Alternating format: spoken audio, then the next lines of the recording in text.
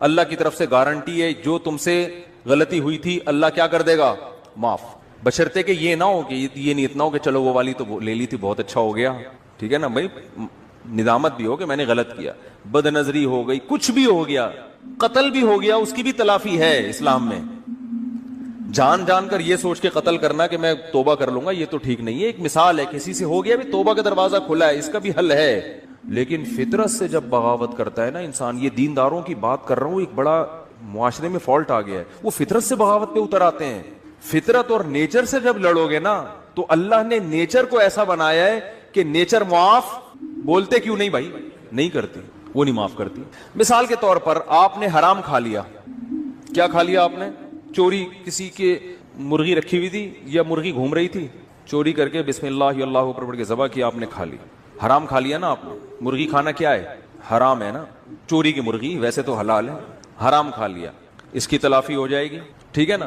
اللہ نہ کرے خنزیر کھا لیا کسی نے, اس کی تلافی ہو جائے گی, بھائی توبہ استغفار کرو, اب کھا لیا تو آئندہ نہ کھاؤ, گڑ گڑاؤ, جتنا بڑا گناہ ہوگا اتنا زیادہ گڑ گڑاؤ. لیکن آپ نے زہر پی لیا. یہ جو زہر آپ نے پیا ہے نا, اور پیا بھی جان کے نہیں ہے, آپ سمجھے کہ اس بوتل میں زمزم رکھا ہوا ہے, حالانکہ کیا رکھا ہوا تھا؟ زہر. پہلا گناہ جان کر کیا, توبہ سے تلافی ہوگی. دوسرا گناہ بھی نہیں ہے, کیا بھی بھولے سے, غلطی سے, لیکن وہ زہر ہے, اس کی تلافی نہیں ہوگی, کیونکہ اللہ کی نافرمانی نہیں ہے. یہ کس کی بغاوت ہو رہی ہے؟ فطرت کی. فطرت تو یہ بھی نہیں دیکھتی کہ تو جان کے غلط کر رہا ہے یا غلطی سے غلط کر رہا ہے.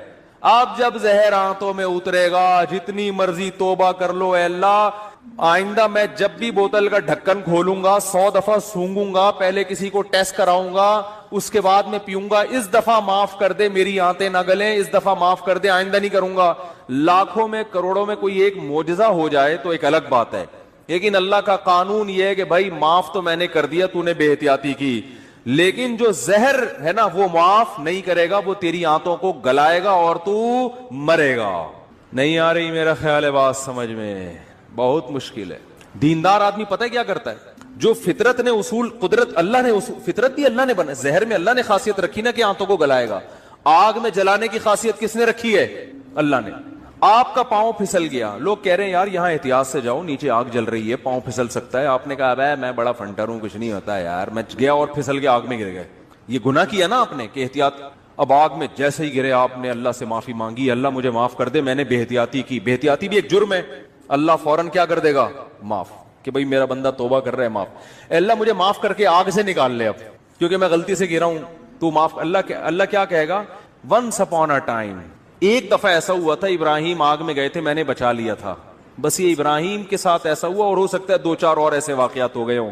قانون یہ ہے کہ آپ کا گناہ تو میں نے معاف کر دیا, مگر جس غلطی کی وجہ سے آپ آگ میں سلپ ہوئے ہو, آگ کو میں نے پرمیشن نہیں دی کہ وہ تجھے معاف کر دے. اس کا کام ہے جلانا, وہ جلا کے چھوڑے گی. بات آ رہی ہے سمجھ میں؟ آج ہمارے ہاں بہت سے مسلمان اللہ کی تو نافرمانی کر ہی رہے ہیں, لیکن ساتھ ساتھ فطرت سے بھی لڑ رہے ہیں.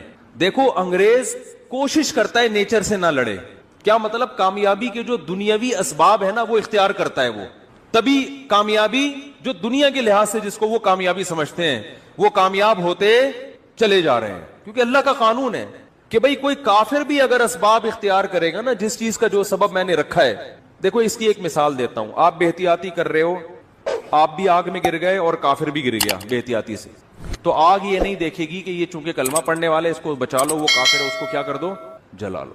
یہ آگ یہ نہیں دیکھے گی. اسی طرح آپ مسلمان تھے, آپ نے بے احتیاطی کی اور کافر نے اس راستے کو اختیار نہیں کیا, تو اب آگ یہ نہیں دیکھے گی کہ وہ کافر ہے تو احتیاط کر رہا ہے پھر بھی جلاؤ اس کو.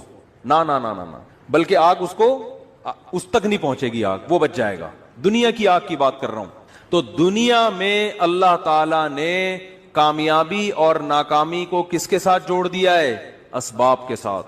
جو جس چیز کا سبب ہے نا وہاں تک پہنچنے کے لیے وہ سبب آپ کو اختیار کرنا پڑے گا.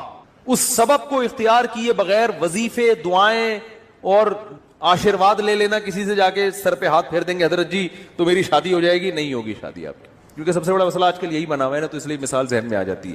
آج ایک صاحب آئے میرے پاس ملنے کے لیے, مفتی صاحب میں 40 سال کا ہو گیا, میری شادی نہیں ہو رہی. میں نے کہا کیوں نہیں ہو رہی؟ کہہ رہے ہیں یار میں پتہ نہیں, میرا مائنڈ ہی اس کے لیے تیار نہیں ہوتا. تو میرے لیے دعا کر دیں کہ میری شادی ہو جائے.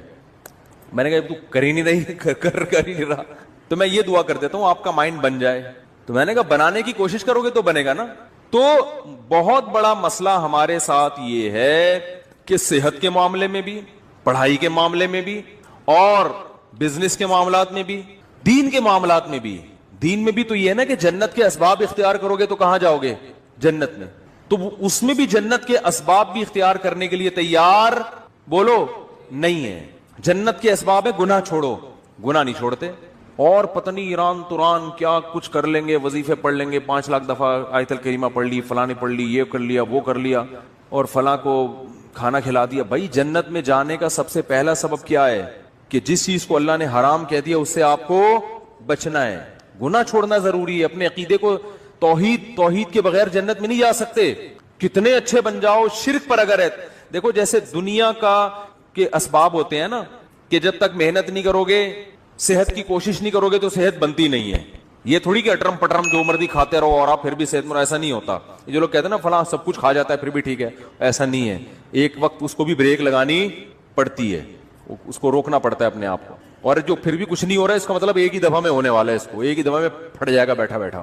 کیونکہ جو کچھ ہوتا رہے نا تو انسان پھر بھی تھوڑا سا احتیاط سے چلتا ہے. اس کا مطلب ایک ہی دفعہ میں اس کا کچھ ہونے والا ہے, ٹائٹ طریقے سے دھماکے کے ساتھ پھٹے گا. گرنیڈ ایک ہی دفعہ پھٹتا ہے اور کلاشن کوف سے گولیاں مسلسل چلتی رہتی ہیں, ٹھیک ہے نا. گرنیڈ کیا ہوتا ہے؟ ایک ہی دفعہ پھٹتا ہے, بس وہ دوبارہ چلنے کے قابل نہیں رہتا. تو آخرت میں جانے کا سبب بھی ہے, تو وہ سبب اختیار کیے بغیر ہم انگریز کو کہتے ہیں نا دنیا میں کامیاب ہے مگر آخرت میں نہیں ہے. کیوں نہیں بھائی؟ تم آخرت کا سبب اختیار کرتے ہی نہیں ہو. آخرت میں جانے کے اسباب کیا ہے؟ عقیدہ توحید ہے, رسالت ہے. پھر جو اللہ نے جس کو حلال کیا اس کو حلال سمجھو, جس کو حرام کہا اس کو حرام سمجھو. پھر لوگ ہم سے لڑتے ہیں کہ یہ سائنسدان کیوں جنت میں نہیں جائیں گے, انہوں نے تو اتنے نیک کام کیے. او بھائی جنت میں جانے کے لیے تھوڑی کیے انہوں نے, دنیا کے لیے کیے ہیں. تو دنیا آج ان لوگوں کو بڑے اچھے القاب سے یاد رکھتی ہے, یار اس نے بلب ایجاد کیا. اب بلب کے رشتہ داروں کو گالیاں دینا الگ بات ہے, لیکن بلب بنانے والے کو گالیاں کوئی بھی نہیں دیتا. پاکستانی قوم بلب کے رشتہ داروں کو گالیاں دیتی ہے, لیکن بلب بنانے والے کو الحمدللہ گالیاں نہیں دیتی, اور دینا بھی نہیں چاہیے گالیاں. بھائی اس نے ہم پر احسان کیا, بلب بنایا, تو احسان کا بدلہ اس کو دنیا میں مل گیا. اس نے کون سا صدقہ جاریہ کے لیے آخرت کے لیے بنایا تھا؟ تو جو دنیا میں کر رہے ہیں دنیا کے لیے کر رہے ہیں, آخرت میں کوئی حصہ نہیں. اللہ نے بتا دیا تم نے آخرت کے لیے کیا ہی نہیں ہے, کیونکہ تمہارا تو آخرت پر ایمان ہی نہیں ہے. تو اس لیے بات خوب یاد رکھو, صحت کا مسئلہ ہو, گھر میں بچوں کی تربیت کا مسئلہ ہو, پیسے کمانے کا مسئلہ ہو, صحیح ہے نا, جب تک محنت نہیں کرو گے, قانون اللہ کا یہ ہے کہ کخ بھی ہاتھ میں نہیں آئے گا, کخ بھی نہیں آئے گا. کل رات میں مثالیں اس لیے دیتا ہوں تھوڑی سی عبرت کے لیے. کل ہماری ایک جگہ دعوت تھی, بہت ہی اچھے لوگ تھے, وہ دعوت ٹھکرائی نہیں جا سکتی تھی. کھانا کھایا ہم نے 11 بجے رات, اور وہ انہوں نے اتنا کچھ بنایا ہوا تھا, وہ بھی باقاعدہ آرڈر پہ کھایا ہم نے. ابھی میں کیا وہ سن بھی رہے ہوں گے نا بیان. کھایا, اب 11 بجے جب آپ کھاؤ کے سو گے تو آپ کی صحت ٹھیک ہو سکتی ہے؟ پھر آپ کہو چونکہ میں مفتی صاحب ہوں اور لوگ کہتے ہیں عالم ہے, لوگوں کے خیال میں کوئی نیک آدمی ہے. اصل تو اللہ ہی جانتا ہے کون نیک ہے, کون بزرگ ہے, کون عالم ہے, لیکن لوگوں کا ایک اچھا گمان اگر فرض کر لیں تو چونکہ ہم نے 11 بجے کوفتے کھائے ہیں, کوفتے بنائے ہوئے بڑے خاندانی قسم کے, پھوڑ دیے ہم نے, طبیعت سے پھوڑے. اچھا وہ تو میں ان سے کہہ رہا تھا کہ مولانا طارق جمیل صاحب تو رات کو کھانا کھاتے ہی نہیں ہے نا, رات کو کھانا حضرت مولانا طارق جمیل صاحب نہیں کھاتے, وہ اتنے 2-4 نوالے بس, جتنا بھی رکھا وہ نہیں کھاتے, صحت کا خیال کرتے ہیں. تو میں نے کہا یار اتنا تپڑ مجھ میں نہیں ہے, اتنا اچھا کھانا رکھا ہوا ہے اور میں کھاؤں نہیں. تو وہ کہنے لگے, میں نے کہا ہم نے اس کا ایک آلٹرنیٹ تلاش کیا ہوا ہے, کھائیں گے طبیعت سے. تو ہم نے پھوڑا, اب جب پھوڑا ہے تو ظاہر ہے تو اس پھوڑے ہوئے کو نکالنا بھی تو ہے نا کہیں. تو اس کا حل پھر ہم, میرے ساتھ ایک ہمارے دوست تھے وہ کافی وزنی ہے, میں نے کہا بیٹا میں تو نہیں سو سکتا ایسے, میں تو نہیں سو سکتا, یہ تو خودکشی ہے. تو میں نے کہا جب تک یہ جتنی کیلوریز جمع ہوئی ہیں نا یہ برن نہیں ہوں گی نا میں نہیں سوؤں گا. انہوں نے کہا کیسے برن کرنا؟ میں نے کہا پیدل نکلو.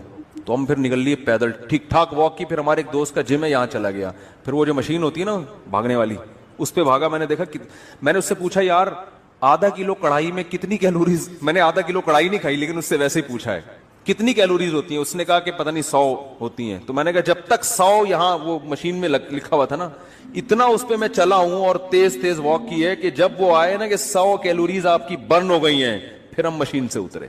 ہم نے کہا اب ہمارے لیے سونا کیا ہو گیا ہے, بولو نا بھائی, حلال. یہ اتنے نیک ہم بھی نہیں ہیں کہ اتنا صحت کا خیال رکھیں. ونس اپون اے ٹائم ایک واقعہ اچھا آ گیا, ہم نے کہا پارسل کر دو. یہ کرنا پڑے گا آپ کے باپ کو بھی, ورنہ توند نکلے گی, ورنہ عجیب سے ہو جاؤ گے. زندگی ایسی بہاریں اور خوشیاں کیا ہو جائیں گی, ختم. وہ کڑھائیاں جو آپ کھا رہے, کوفتے جو کھا رہے ہو نا, آہستہ آہستہ جا کے مختلف جگہوں پہ سے نکلنا شروع ہوں گے. کبھی کوفتہ یہاں سے نکلے گا, ڈاکٹر کہیں گے ان کی رسولی نکل آئی. وہ رسولی نہیں ہے, وہ جو کوفتے آپ نے کھائے ہیں ان میں صرف ایک کوفتہ نکلا ہے ابھی تو باقی کیا ہے, باقی ہیں. تو مختلف, ابھی تو تھوڑے دنوں میں آپ خود کوفتہ بن جاؤ گے. اور پھر کیا کرتے, صحت ٹھیک نہیں ہے, گھٹنوں میں درد, یورک ایسڈ بڑھا ہوا ہے, یہ ہوا ہوا ہے. پھر آتے ہیں کہ جی وہ مفتی صاحب کوئی وظیفہ بتا دیں کہ فلانے بزرگ کے پاس چلے جاؤں. پھر وہ فلانے آستانے پہ ایک بڑے اولیاء اللہ بیٹھتے ہیں, آدمی ہے کہ لیکن اولیاء اللہ. اولیاء تو ولی کی جمع ہے بھائی, ولی اللہ ہوتا ہے, اس کو لوگ کیا کہتے ہیں, اولیاء اللہ بیٹھتے ہیں. اولیاء اللہ تو بہت سارے ہول سیل کے حساب سے کہہ رہے ہیں. وہ فلانے آستانے میں ایک اولیاء اللہ بیٹھتے ہیں, وہ ایسا دم کرتے ہیں بھائی, ان کے پاس جاؤ, ایسا تعویذ ہے. ابے تو کھا کیا رہا ہے, تو کمبخت, تو تعویذوں میں نہائے گا بھی نہ, کک بھی نہیں ہوگا. اللہ کا قانون ہے بھائی, قانون ہے کہ جتنا کھا رہے ہو نا اس کا وہ یوٹیلائز ہو گئی تو صحت صحیح رہے گی. نہیں ہو رہا تو پھٹ جاؤ گے دھماکے کے ساتھ. بچوں میں تو چلو گروتھ ہو رہی ہوتی ہے نا, اب 40 سال میں گروتھ تھوڑی ہوگی آپ کی. اب تو فیٹ بڑھے گا, اب تو پھوڑے نکلیں گے, وہ کوفتے نکلیں گے مختلف جگہوں سے آپ کے, کولیسٹرول بڑھے گا 10. پھر بھی اگر مر جائے آدمی تو پھر اللہ نے مار دیا. اونٹ پہ بیٹھے ہوئے آدمی کو بھی کتا کاٹ لیتا ہے جب انسان کی لکھی ہوئی ہوتی ہے. لیکن پھر اس بیماری پر گناہ نہیں ملتا بلکہ درجات بلند ہوتے. ہمارے نبی صلی اللہ علیہ وسلم بھی بیمار ہوا کرتے تھے, بخار آیا کرتا تھا, اور آپ فرماتے تھے بخار مومن کے حق میں اللہ کی رحمت. لیکن آپ کو یہ بخار معاذ اللہ بد پرہیزی سے نہیں آتا تھا. سمجھ میں آ رہی ہے بات؟ ایک بیماری اللہ کی طرف سے ہوتی ہے, وہ آپ کی کوتاہیوں کی وجہ سے نہیں ہوتی. وہ بیماری اللہ کی رحمت ہے, اس میں گناہ معاف ہوتے ہیں. آج جو میجورٹی بیمار ہو رہی ہے وہ اللہ کی خوشی سے نہیں ہو رہی, وہ اپنی حرکتوں سے ہو رہی ہے, اور اس میں امیدیں لگا کے بیٹھے میں بہت ثواب ملے گا, میرے گردے فیل ہو گئے ہیں, مجھے بہت زیادہ کیا ملے گا, ثواب ملے گا, میرے گردے فیل ہو گئے. میں نے ایک صاحب کو کہا, میں نے کہا اپنا بی پی چیک کرا لیا کرو, آپ کے مجھے دماغ کی سیٹنگ کیا لگ رہی ہے, آؤٹ لگ رہی ہے. کبھی کبھار نا میں نے کہا چیک کرا لیا کرو, کیونکہ مجھے نہیں لگ رہا کہ آپ کا بی پی نارمل ہے. ابے چیک ویک کرانے سے کچھ نہیں ہوتا, مجھے خود بتا رہے تھے. ابے بی پی چیک کرانے سے, جب یہ تو انہی کو ہوتا ہے جو چیک کراتے ہیں, الٹا ہوتا ہی انہی کو ہے جو بار بار کیا کرتے ہیں. میں نے کہا کتنے بلڈ پریشر کے مریض ہیں ہمارے معاشرے میں, یا تو نہ ہوتا نا یہ, پھر خام خامے وہمی بن کے بلا وجہ جا رہے. وہی ہوا ان کے, پتہ نہیں کوئی رکھ پڑ گئی, ان کی بی پی ہائی تھا, پتہ ہی نہیں چلا. اور ایک صاحب کے ساتھ تو ایسا ہوا, ان کو بھی سمجھایا, ان کا تو انا للہ ہی ہو گیا, اللہ تعالیٰ مغفرت فرمائے. بہرحال وہی بات ہے, اللہ تو معاف کر دے گا اگر بعد والے اس کے لیے توبہ استغفار کرے, لیکن فطرت معاف نہیں کرتی. فطرت نے دماغ کی رگ, بولو, اتنا یہ نہیں دے گا کہ بھئی یہ. تو یہ جو آج کل بیماریاں چل رہی ہیں, بلڈ پریشر ہے. پھر اماں ماں باپ کی خدمت میں بھی سب سے بڑی خدمت یہ ان کی صحت کا خیال رکھو. اماں کے دیکھو کھا کیا رہی ہیں, ابا کو دیکھو, ابا چھوڑ دو پراٹھے, ابا کے پاؤں پکڑو, ابا اس عمر میں پراٹھے سوٹ نہیں کرتے. اور اگر ابا نے پراٹھے کھائے ہیں تو ابا سے بہت محبت کے ساتھ واک کراؤ ان کو, کہ ابا مفتی صاحب اگر پٹھان ہوٹل کے پراٹھے کھا لیتے ہیں تو واک بھی کرتے ہیں, ٹھیک ہے نا. آپ نے مفتی صاحب کے بیان سنے کہ انہوں نے ہوٹل کے پراٹھے کھائے ہیں, تو ابا پھر وہ دیکھو, پھر بھی اللہ کی طرف سے سب کچھ ہو سکتا ہے. بڑے بڑے صحت مند ہم نے دیکھے ہیں, دڑام سے نیچے گئے, تو وہ اللہ کی طرف سے ہے نا, وہ تو اللہ سے تو تھوڑی کوئی لڑ سکتا ہے. لیکن قانون یہی ہے, اور قانون کو فالو کرو گے تو 99% غالب یہی ہے کہ اللہ کی مدد آئے گی. حکیم محمد سعید صاحب جو ہے نا, قانون کو فالو کرتے تھے, نیک آدمی تھے, کبھی تکبیر اولا فوت نہیں ہوتی تھی ان کی. 68 ایئرز میں, 68 سال میں ٹینس کھیلتے تھے, 1-2 گھنٹہ. آج کوئی کھیل سکتا ہے؟ 40 سال کا آدمی کمر پکڑ کے بیٹھ جائے گا. اس لیے کہ صحت کے اصولوں پر عمل, بھائی اتنے بجے کھانا ہے, یہ کھانا ہے, یہ نہیں کھانا. ایک حد تک تو سب کچھ چل جاتا ہے, اٹرم پٹرم برگر شرگر انڈے والا وہ والا ہی پھوڑ دیا. اس کے بعد فطرت انتقام لینا شروع کرتی ہے. تو ہم کہتے ہیں نہیں جی, اصل میں تو یہ انہی کو ہوتا ہے جو زیادہ احتیاط کرتے ہیں. آج ایک آدمی کہنے لگا کورونا انہی کو ہو رہا ہے جن کو جو زیادہ احتیاط کر رہے ہیں. میں نے کہا کتنے لوگوں پہ تحقیق کیا آپ نے؟ 2-4 ایسے ہوں گے جنہوں نے احتیاط کی پھر بھی ہو گیا, زیادہ تر وہی ہیں جو احتیاط نہیں کرتے ان کو ہو جاتا ہے. تو تحقیق جب کی جاتی ہے نا تو 2-4 آدمیوں کو دیکھ کے نہیں کی جاتی ہے, پوری رپورٹ آپ کے پاس ہو, اس کے بعد تحقیق کا پتہ چلتا ہے. تو میرے بھائی, مسلمان کے ساتھ بہت بڑا مسئلہ یہ ہے کہ وہ کامیابی کے اسباب اختیار نہیں کرتا. صرف ایک صحت کی مثال میں اس لیے دیتا ہوں کہ صحت کا ایشو تو ہر ایک کے ساتھ ہے نا بھائی. ہر آدمی تاجر تھوڑی ہے, بزنس مین تھوڑی ہے. کچھ ملازمت کرتے ہیں, کچھ تاجر میں ہیں, کچھ پڑھائی پڑھ رہے ہیں, کچھ کوئی اور کام کر رہے ہیں. لیکن صحت تو ایک ایسی چیز ہے جس سے ہر ایک کو محبت ہوتی ہے نا. تو اسی صحت کے معاملے میں اپنے حالات دیکھ لو, اسی صحت کے معاملے میں اپنے حالات دیکھ لو کہ جس کو اپنی صحت کی فکر نہیں ہے وہ باقی کام کیا ٹھیک کرے گا. آپ کہہ سکتے ہو ہمیں صحت کی فکر اس لیے نہیں ہے کہ ہمیں کوئی صحت بنانے کا زیادہ شوق ہی نہیں ہے. یہ 100% غلط ہے. اگر یہ بات درست ہوتی تو آپ بیمار ہو کے اتنا پریشان نہ ہوتے. پھر آپ کو شوگر ہو جاتی, آپ خوش ہوتے یار ہمیں کون سا صحت کیا ہو گئی, کوئی مسئلہ نہیں. ابے ایسی ٹینشن میں آتے ہیں یار یہ کیا ہو گیا, کڈنی فیل ہو گیا, تو آپ کہتے ہیں کوئی مسئلہ نہیں, کڈنی ہے نا, فیل ہو گیا تو کیا ہوا, دوسرا لگوا لیں گے, ادھار لے لیں گے 70 بھائی سے کچھ دنوں کے لیے. لیکن آپ کتنی ٹینشن میں آتے ہو, اس کا مطلب آپ صحت پہ کمپرومائز کرنے کے لیے تیار نہیں تھے. آپ سستی, کاہلی اور معذرت کے ساتھ, بہت ہی معذرت کے ساتھ, پوستی پن کی وجہ سے ایسا ہو رہا ہے آپ کے ساتھ. پوستی پن سمجھتے ہیں؟ پوستی نہیں پتا, اتنا مشہور گالی ہے یار, پوستیوں کی طرح پڑا رہتا ہے, کہتے نہیں ہے. تو وہ یہ پوستی پنا ہے کہ پرواہ ہی نہیں ہے, نہ کھانے کا ہوش, کھائے جا رہے ہیں تو نان اسٹاپ کھائے جا رہے ہیں. ایک بندہ آیا, میں ڈاکٹر کے پاس بیٹھا ہوا تھا, اتنا گول موٹا ماشاءاللہ, ڈاکٹر کے پاس آیا, کہہ رہا ڈاکٹر صاحب میرا پیٹ بھی بڑھ گیا, وزن بھی بڑھ گیا ہے, میں چاہتا ہوں یہ وزن کم ہو جائے, لیکن اللہ کا واسطہ مجھے واکنگ کا مشورہ نہ دینا. میں اسے جاگنگ کا کہنے والا تھا, وہ کہہ رہا تھا کہ اللہ کا واسطہ مجھ سے چلا نہیں جاتا, کوئی دوائیں کھلا دو میں ہلکا ہو جاؤں.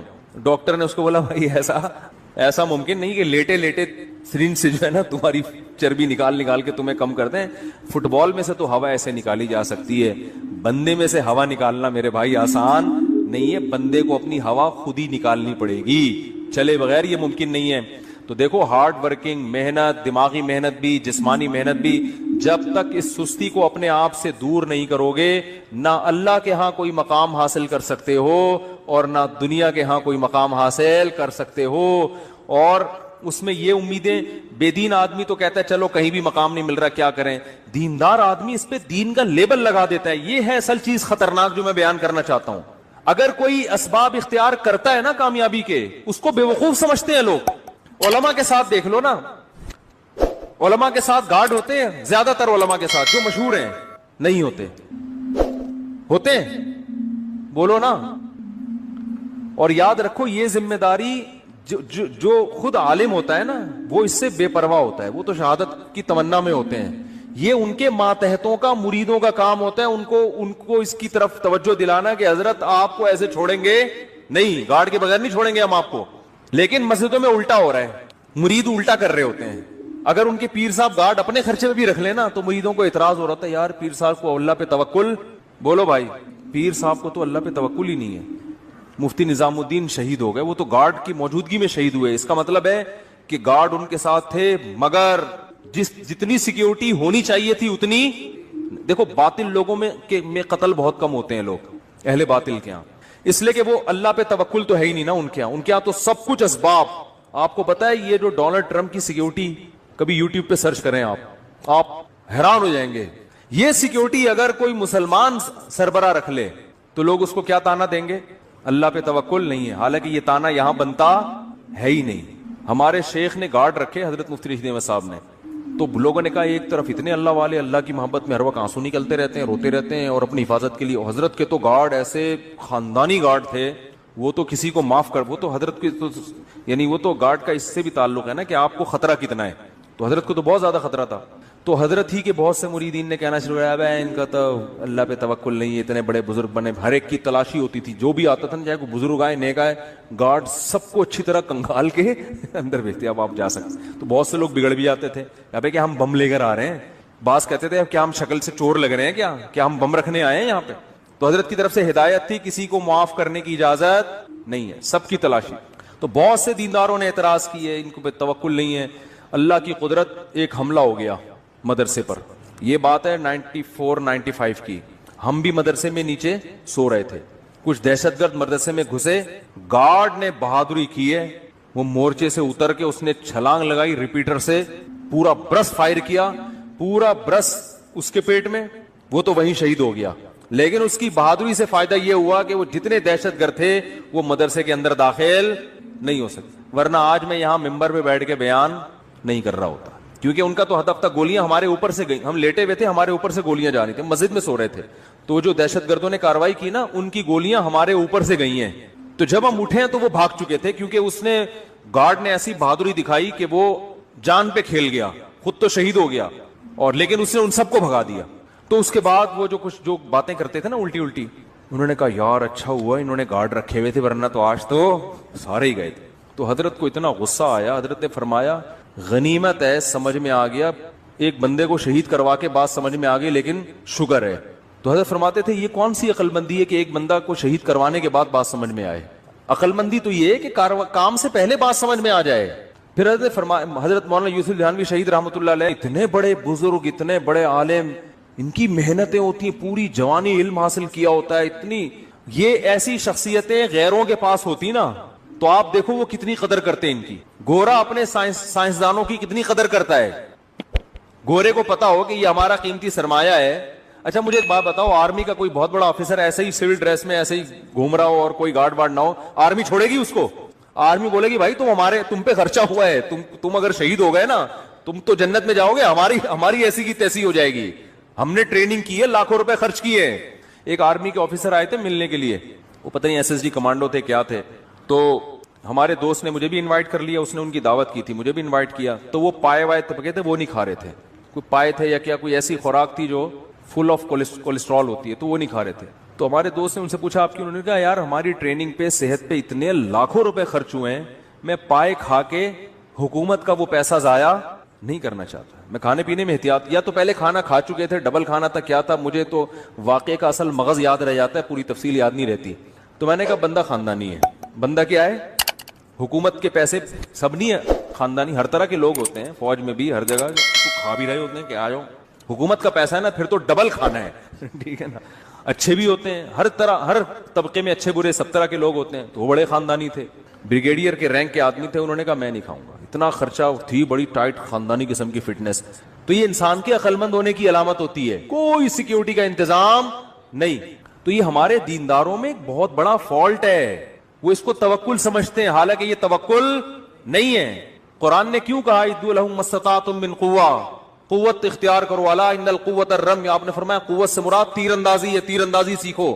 تو خلافت عثمانیہ جو قائم ہوئی ہے، محمد بن فاتح نے دنیا کی سب سے بڑی توپ بنوائی اپنے سائنسدانوں سے، اس کے بعد اس قلعے پہ حملہ کیا ہے، اس کو پتا تھا یہ غلیلوں سے فتح ہونے والا نہیں ہے، نہیں ٹوٹیں گی، بہت دنیا کی سب سے بڑی توپ اس وقت کی بنائی تھی اس نے کہا اس کے بعد حملہ ہوگا تو ہٹو بچوں ہوگا کام۔ تو یہ اسباب کے ساتھ اللہ نے دنیا کو جوڑ دیا ہے۔ ہاں مسلمان اسباب اختیار کرتا ہے، نظر اسباب پہ نہیں رکھتا۔ اسے وہ بہاری بھائی کا مقولہ ہر وقت یاد رہتا ہے کہ اگر انسان کی شامت آتی ہے تو اونٹ پہ بیٹھے ہوئے آدمی کو بھی کتا کاٹ لیتا۔ ہمارے ایک دوست بہاری تھے، باتیں بڑی کرتے تھے، تو وہ کہتے تھے کہ دیکھو جب انسان کی شامت آتی ہے تو اونٹ پہ بیٹھے ہوئے آدمی کو بھی کتا، حالانکہ کتے کے لیے وہاں جانا آسان کام نہیں ہے، کنوینس کا مسئلہ ہے بھائی، اس کو تو پوری رینٹ پہ گاڑی لینی پڑے گی۔ تو جب موت آتی ہے تو کتا کاٹ لیتا ہے، تو جب آنی ہوتی ہے میرے بھائی تو پھر تو 20 گارڈ بھی ہوں، گارڈ ہی دشمن بن کے مار دیتا ہے۔ جب آنی ہوتی ہے تو آپ صحت کا جتنا مرضی خیال کرو، ایک چھوٹا سا وائرس آپ کی ناک میں داخل ہو کر آپ کی ایسی کی تیسی کر دیتا ہے۔ ایک کینسر کے اسپیشلسٹ تھے، انہوں نے بتایا کہ بعض دفعہ ایک ایسے آدمی کو کینسر ہوتا ہے جس کے کینسر ہونے کا دور دور کا امکان نہیں ہوتا، میڈیکل سائنس حیران ہوتی ہے اس آدمی کو کینسر ہو کیسے گیا۔